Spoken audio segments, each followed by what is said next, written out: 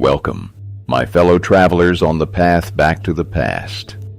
Tonight, I invite you to a land steeped in legend and sorrow. A place where the sands of the sea have soaked up the blood of heroes and the tears of gods. We are going to Troy.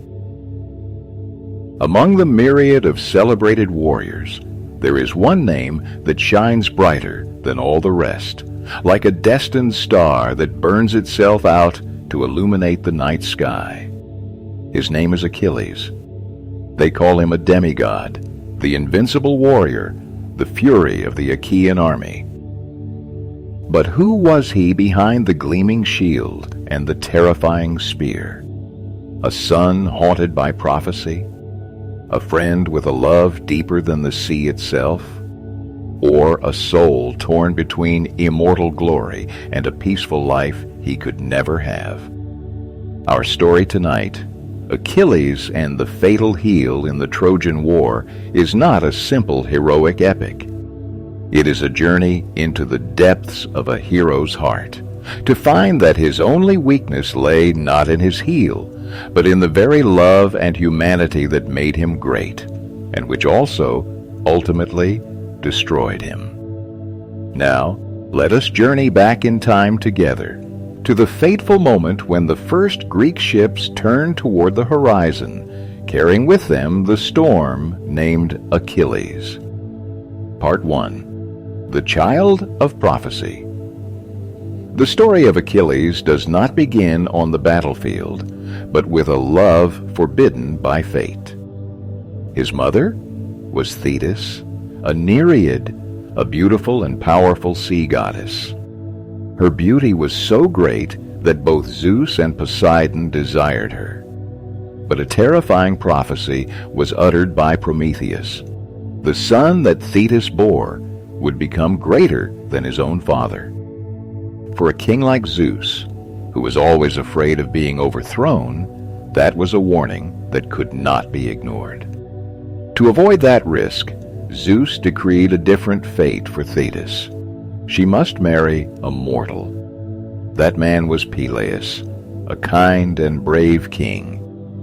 Their wedding was a grand event, gathering all the gods on Mount Olympus, but it also carried the seeds of tragedy. It was at this very wedding that the goddess of discord, Eris, threw out the fateful golden apple, which would later spark the Trojan War. And then Achilles was born. He was the synthesis of the sea and the land, of the divine and the mortal. Thetis loved her child more than anything in the world. Her love was as fierce as the ocean storms, and her fear was as deep as the ocean floor. She feared the world of men, feared that sickness, war, and death would steal away her beloved son. Obsessed with protecting him, Thetis did something no mother should. She took Achilles to the river Styx, the river that separates the world of the living from the realm of the dead. It was said that anyone bathed in its waters would become invulnerable, impenetrable to any weapon. She held her infant son by his tiny heel and dipped his entire body into the dark, cold water. The magical river enveloped Achilles, granting him an invisible armor. But the place where Thetis's fingers held fast, Achilles' heel, was never touched by the sacred water. That spot became his only weakness, a permanent reminder that he still carried a part of the mortal world within him. Thetis, in her effort to make her son a god, had unwittingly sealed the tragic fate of a man.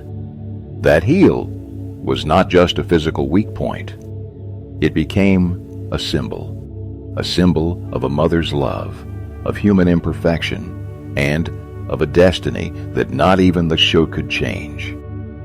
The child grew up with near total protection, but also with a death sentence hanging over his heel. Part 2. The Two Fates. Achilles was not raised in a luxurious palace. Thetis, still fearing for her son's fate, sent him to the safest place she could imagine, the cave of Chiron, the wisest and kindest of all centaurs. Chiron was not like the other wild centaurs. He was a teacher, a healer, a musician, and the mentor to countless great heroes. Under Chiron's tutelage, Achilles grew into an extraordinary young man. He didn't just learn to wield the spear and the sword with unmatched skill.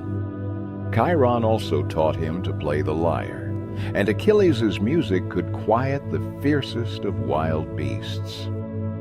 He taught him medicine, how to heal wounds with herbs, a skill that seemed unnecessary for an invincible warrior. But most importantly, it was here that Achilles met Patroclus. Patroclus was not a demigod. He had no extraordinary powers. He was just an exiled prince. But between the two young men, a friendship, a brotherhood, a deep and sacred bond blossomed. Patroclus was the only one who saw the man behind Achilles' demigod armor. He saw the sensitivity in his music, the compassion in the way Achilles tended to a wounded animal. Patroclus was the calm to Achilles' fire, the empathy that balanced his friend's pride.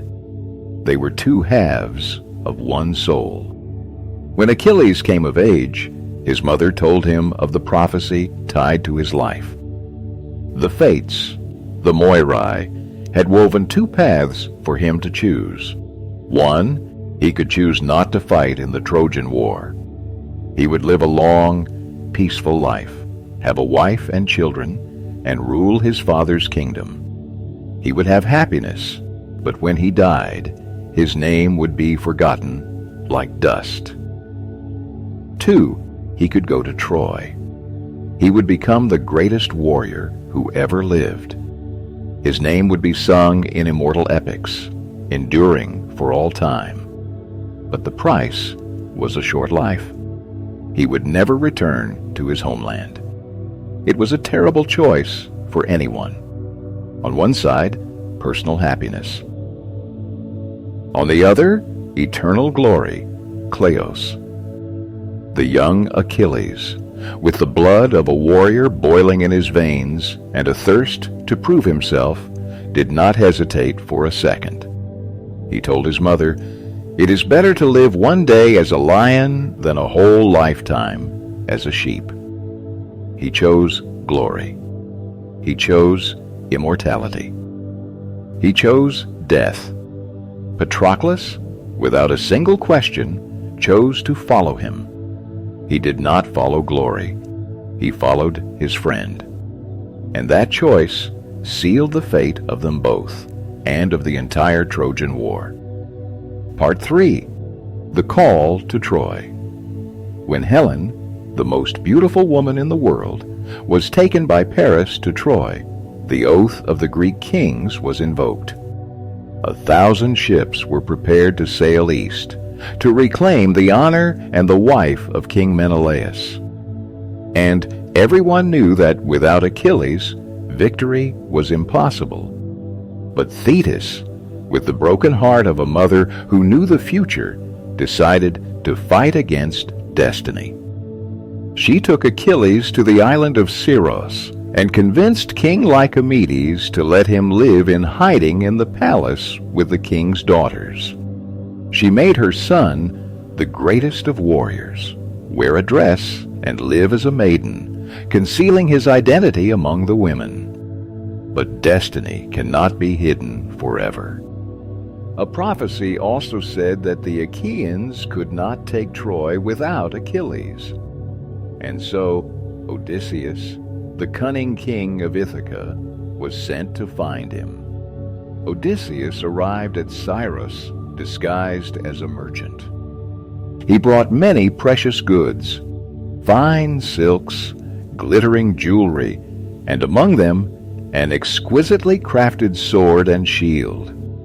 he displayed his wares before the princesses. While the girls marveled at the feminine trinkets, one among them was drawn to the gleam of the weapons.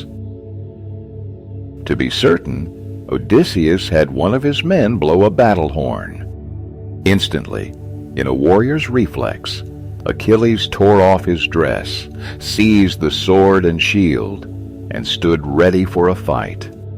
He had revealed himself. In that moment, Thetis knew she had lost. She could not keep her son in her arms forever.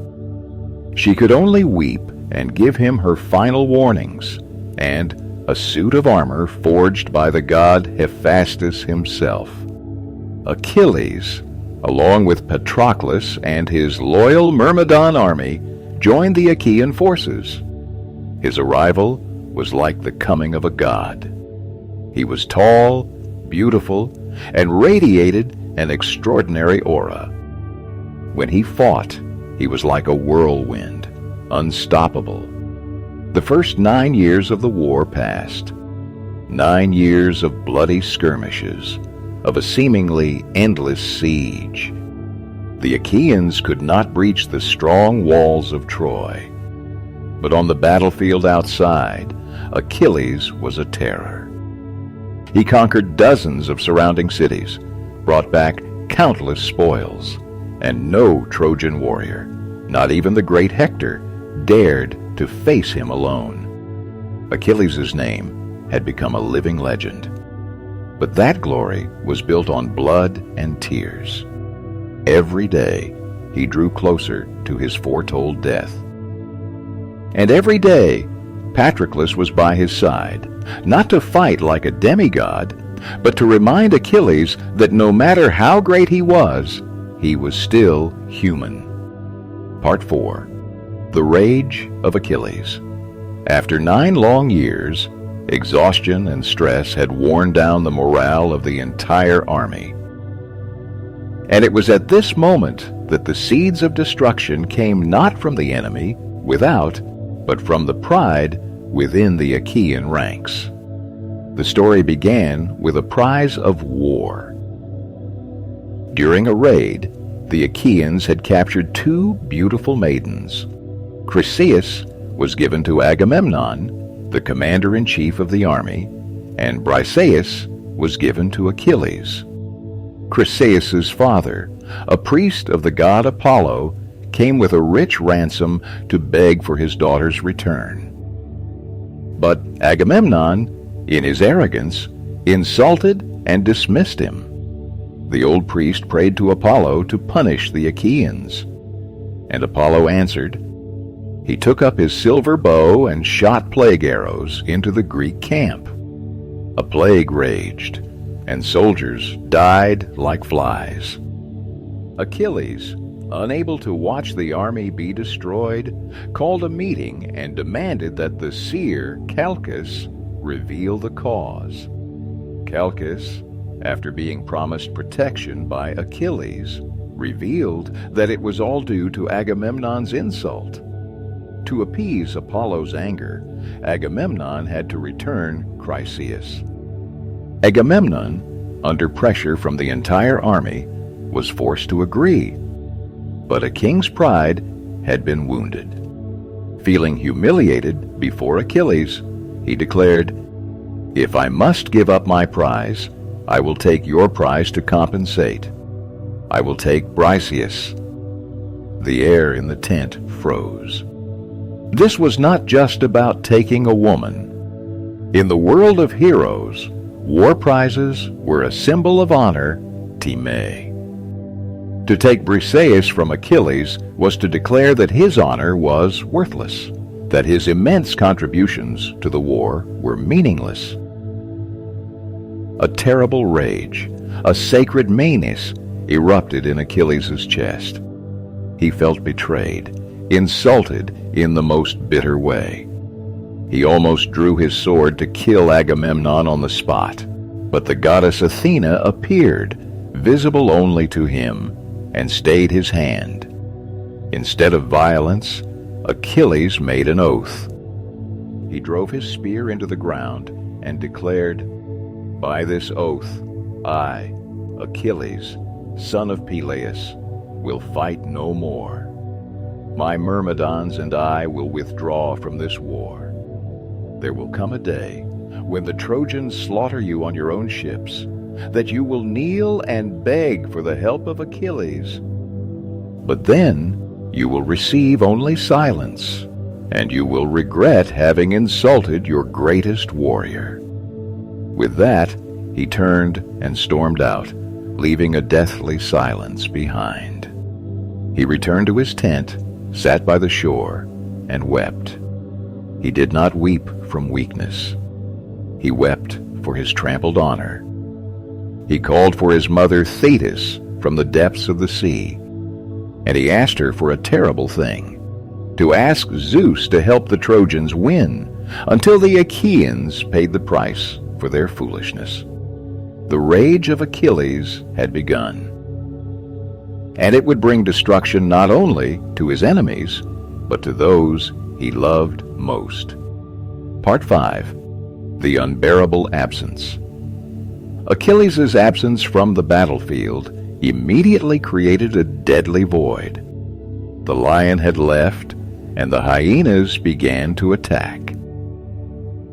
The Trojan army, under the leadership of the valiant Hector, regained their morale. They poured out of the city gates like a flood, pushing the Achaeans back again and again. The greatest Greek warriors, Diomedes, Ajax, Odysseus, fell one by one, seriously wounded. The army's spirit collapsed. They no longer fought with the hope of victory, but merely for survival. Achilles' curse was coming true with brutal accuracy. From Mount Olympus, Zeus kept his promise to Thetis, tilting the scales of war in Troy's favor. The Achaeans were pushed back to the very beach where their ships were moored. Hector and the Trojans closed in, torches in hand, ready to burn the entire fleet and cut off the Greeks' path home. Despair enveloped the entire camp. In this crisis, Agamemnon finally realized his terrible mistake. He summoned his commanders and admitted his foolishness. He decided to send a delegation to Achilles' tent to beg him to return. The delegation consisted of 3 men, carefully chosen to appeal to Achilles on 3 different levels. Odysseus, the master of reason, would use logic and wise words. Phoenix, Achilles' old tutor who had raised him, would use emotion and old memories. Ajax, a great warrior, would speak with the honor of a soldier to a soldier. Agamemnon promised to return Briseis, along with countless treasures of gold and silver, and even one of his own daughters in marriage. A grand apology and a massive compensation. They found Achilles in his tent, not sharpening his sword, but playing the lyre, singing of the glories of heroes of old. Patroclus sat beside him, listening in silence. Odysseus presented Agamemnon's offer brilliantly, emphasizing the army's dire situation and the glory that awaited Achilles if he returned. But Achilles' heart had been hardened by the pain of humiliation. He coldly refused. He said that all of Agamemnon's gold could not buy back his lost honor. Phoenix, with tears in his eyes, recounted stories from the old days when he held Achilles in his arms. He pleaded with him to set aside his anger for the sake of his comrades who were dying. Achilles was slightly moved, but he still shook his head. Finally, Ajax, a man of few words, stood up. He did not plead. He spoke with disappointment and contempt. "Let us go. This man has let rage destroy his heart. He does not care for the friends who fought beside him. He cares only for his own wounded pride. It is a disgrace." Ajax's words were like a knife, but they too could not move Achilles. He remained resolved to stay out of the fight. The delegation returned in failure. The last hope of the Achaean army was extinguished. Their defensive wall was breached. The first torches were thrown onto the ships. The sounds of screams, weapons, and the smell of burning wood filled the beach. And in Achilles' tent, Patroclus stood, watching the horrific scene, and his heart broke. He could not bear it any longer.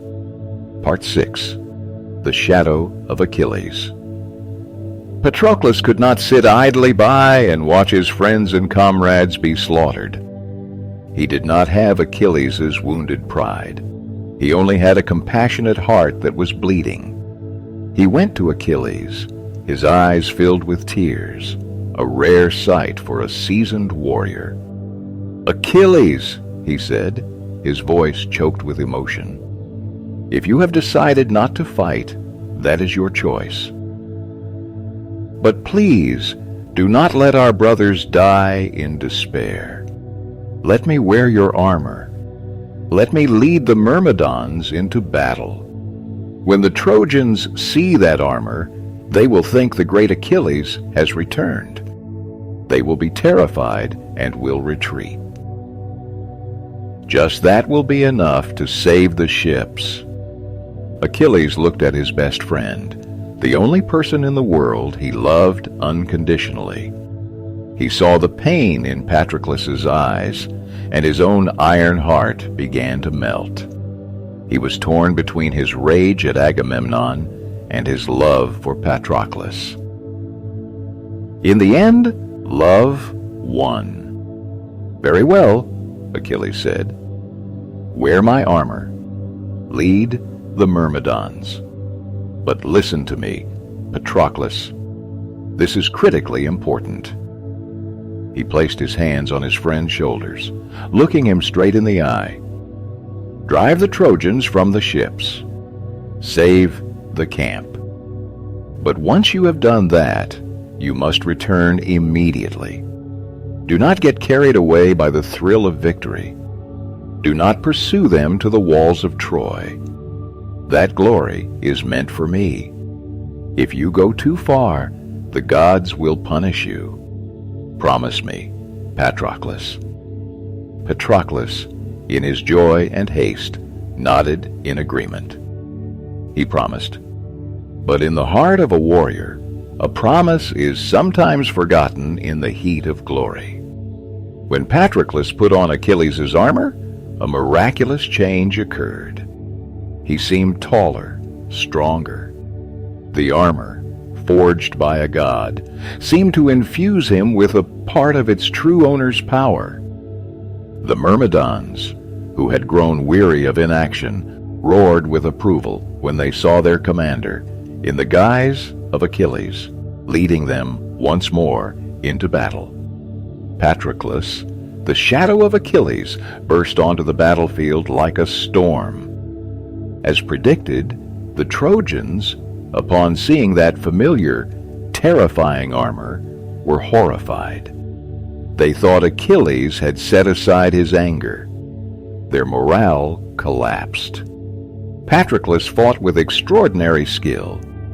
He killed countless enemies, including Sarpedon, a son of Zeus himself.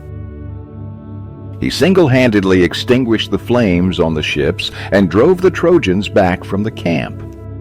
He had completed his mission. His promise to Achilles was fulfilled. But then the intoxication of victory took hold. The cheers of the Achaeans, the fear of the Trojans, it all made Patroclus forget the warning. Instead of turning back, he did the forbidden thing. He pursued the Trojans all the way to the walls of Troy. His fate was sealed. Part 7. The Fall of a Beloved Soul. As Patroclus approached the walls of Troy, he entered the domain of the gods. The god Apollo, the protector of Troy, decided to intervene. In his battle fury, Patroclus tried to scale the city walls 3 times, and 3 times Apollo pushed him back.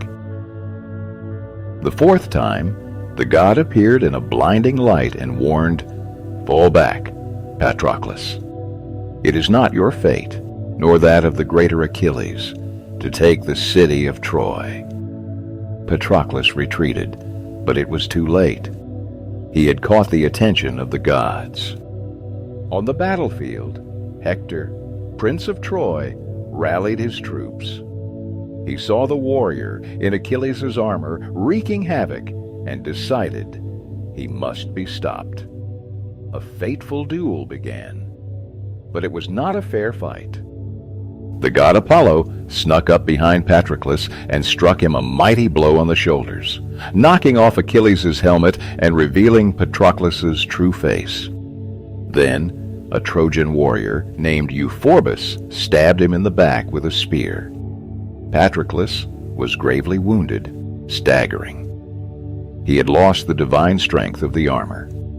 He was just a mortal man, alone and surrounded by enemies. And then Hector approached.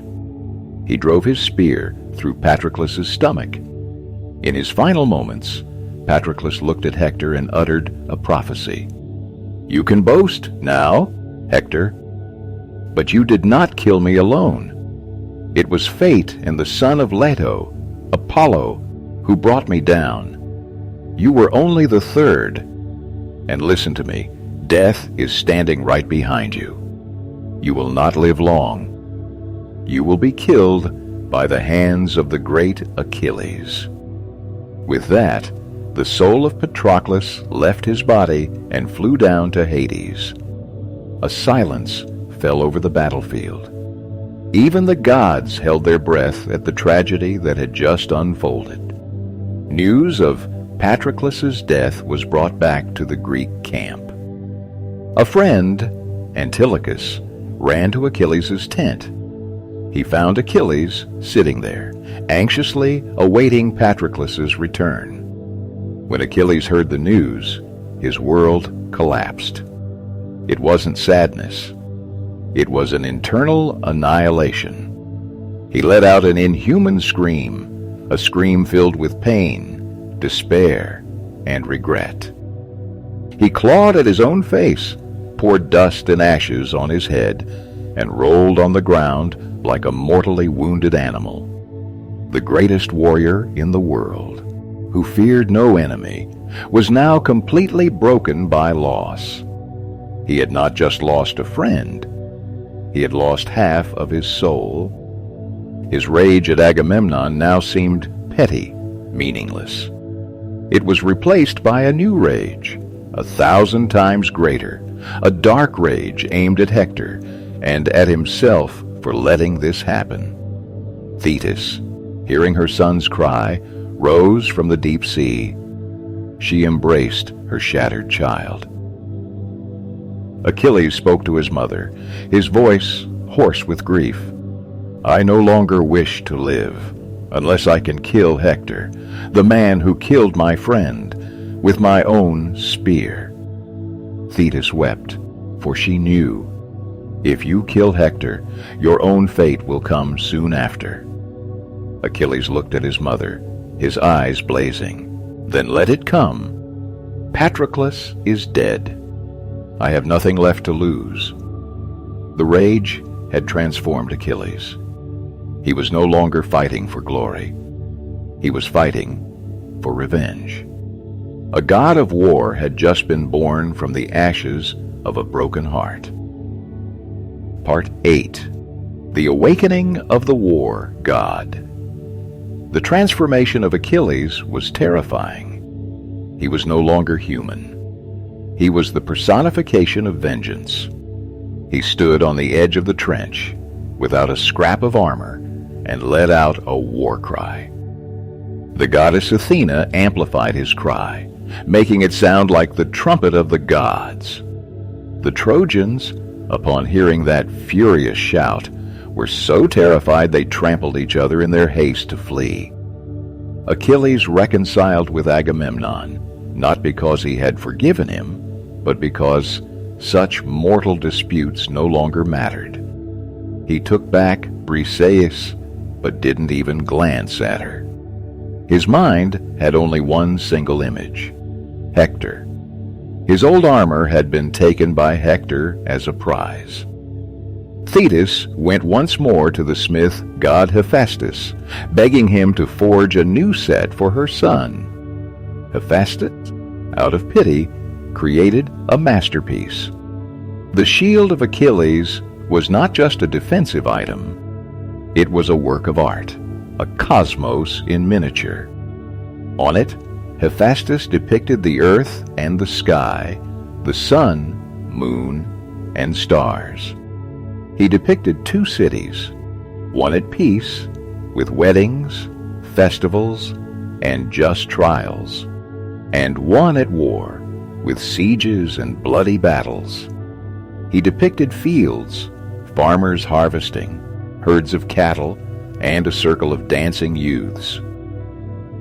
The shield was a symbol of all that was beautiful and peaceful in life, and it was given to a man who was about to destroy all of it. A tragic irony. When Achilles put on the new armor, he radiated a frightening, divine light. He stepped onto his chariot. Xanthos, one of his two immortal horses, suddenly spoke with a human voice, an omen from the gods. "O Achilles, we will bring you back safely today, but your day of death is near." Achilles replied, "I know. I do not need you to prophesy. But I will not stop until the Trojans have paid in blood." He charged into battle. It was not a battle. It was a slaughter. Achilles no longer distinguished between soldier and general. Anyone who stood in his way was killed without mercy. He was like a fire consuming everything in its path. His rage was so great that when he threw the bodies of Trojans into the river Scamander, the river itself grew angry at being polluted. The river god Scamander rose up to drown Achilles, and he had to fight against a river. The gods on Olympus also took sides and joined the fray, turning the battlefield into a chaos of mortals and divinities. But no one could stop Achilles. He had only one target. He screamed Hector's name across the battlefield. And finally, fate brought the two of them face to face outside the Scaean gate of Troy. Part 9. An encounter with humanity. When Hector saw Achilles in his divine armor approaching, radiating an aura of pure death, for the first time in his life, the hero of Troy felt fear. He turned and ran. Achilles pursued him. 3 times they ran around the walls of Troy. It was an unequal chase, a mortal man fleeing from a demigod fueled by rage. The gods on Olympus watched. Zeus wanted to save Hector, but Athena stopped him, saying that Hector's fate was sealed. Athena then tricked Hector.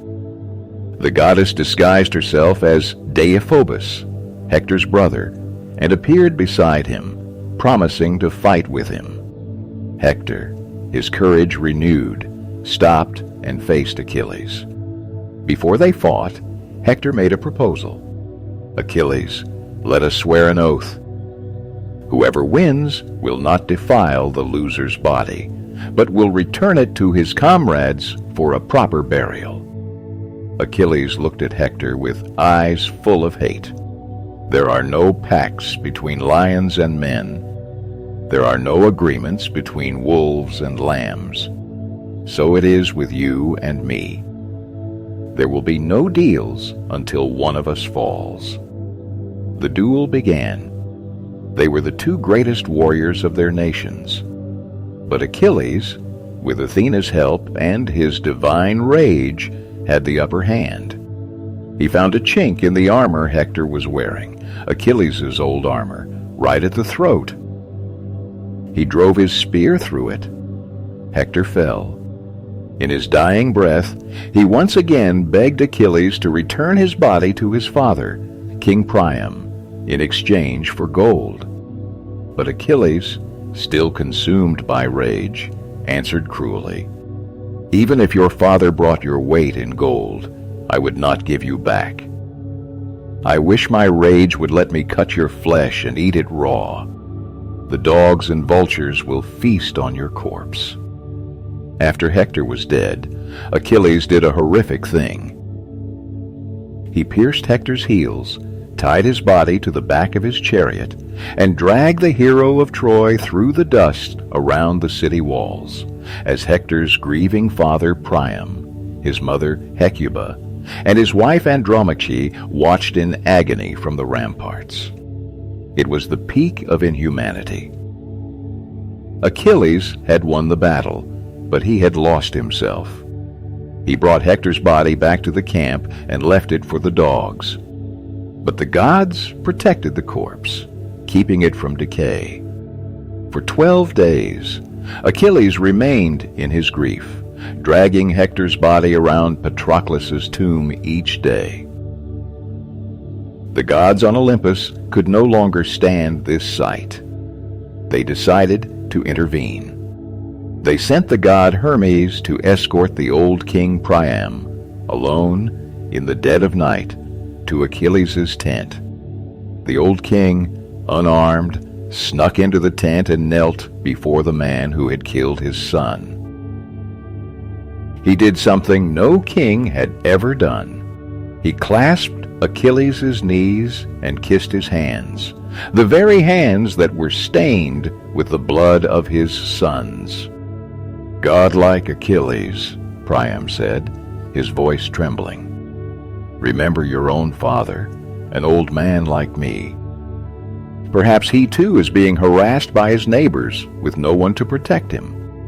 But at least he still has the hope that his son will return. But I have lost everything. For the sake of the gods, have pity on me. Accept this ransom and give me back the body of my son. Think of what I have endured, what no other man on earth has endured. I have put to my lips the hands of the man who killed my children." Those words touched the deepest part of Achilles' heart. He looked at Priam, and he saw the image of his own father, Peleus. He suddenly realized that this Trojan king's grief over his son was the same as his own grief over his friend, and the same as the grief his own father would feel when he fell. For the first time since Patroclus' death, Achilles wept.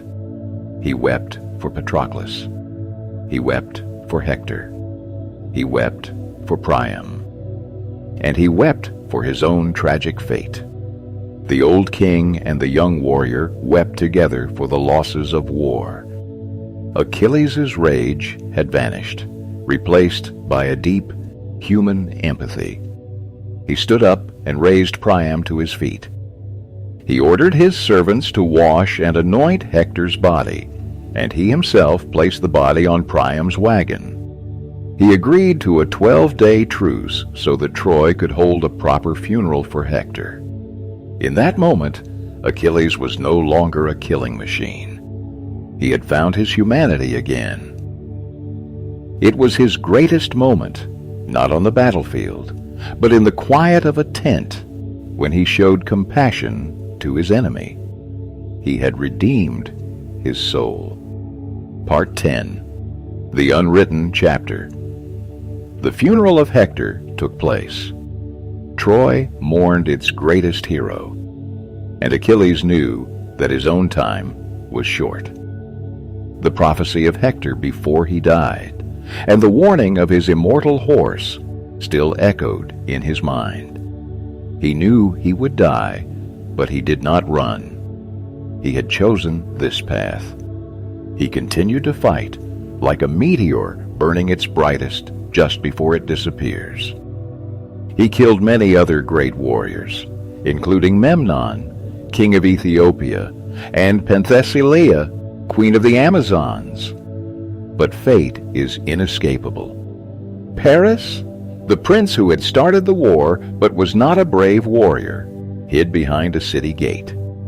He drew his bow, but it was the god Apollo who guided the arrow. The arrow did not fly toward his chest, or his head, or anywhere protected by the divine armor. It flew straight to the one single mortal point on Achilles' body. It struck him in the heel.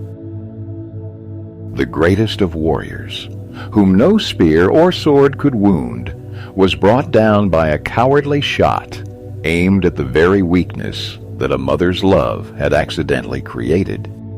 The death of Achilles was not a glorious one in a duel. It was almost an irony, a bitter reminder that no matter how strong, humans are still governed by fate and the mistakes of the past. When Achilles fell, the entire battlefield seemed to pause.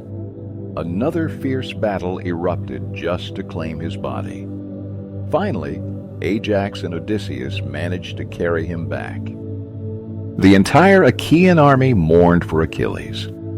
His mother, Thetis, and the sea nymphs rose from the ocean to perform his funeral rites. His ashes were placed in a golden urn, mixed with the ashes of Patroclus, so that the two friends, the two souls, would be together forever, even in death. The Trojan War continued after that, and the Achaeans were eventually victorious thanks to the cunning of Odysseus's wooden horse. But that victory seemed empty without their greatest hero.